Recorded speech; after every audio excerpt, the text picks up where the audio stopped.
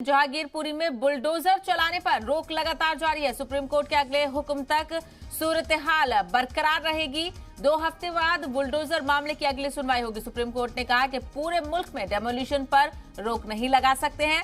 Supreme court ने सभी अर्जियों पर नोटिस जारी किया है। जहांगीरपुरी मामले में सुनवाई के दौरान जमीयत उलमाए हिंद के वकील दुष्यंत देव ने की दलील है। उन्होंने कहा कि एक खास तबके को टारगेट किया जा रहा है। बिना नोटिस के बुलडोजर चला और रोकने के बावजूद भी बुलडोजर चलता रहा। तो जमीयत उलमाए हिंद के वकील दुष्यंत दवे की दलील, बिना नोटिस दिए गए बुलडोजर चलाया गया। बिना नोटिस के कार्रवाई कैसे शुरू हुई? एक खास तबके को निशाना बनाया जा रहा है। बिना नोटिस के बुलडोजर चला।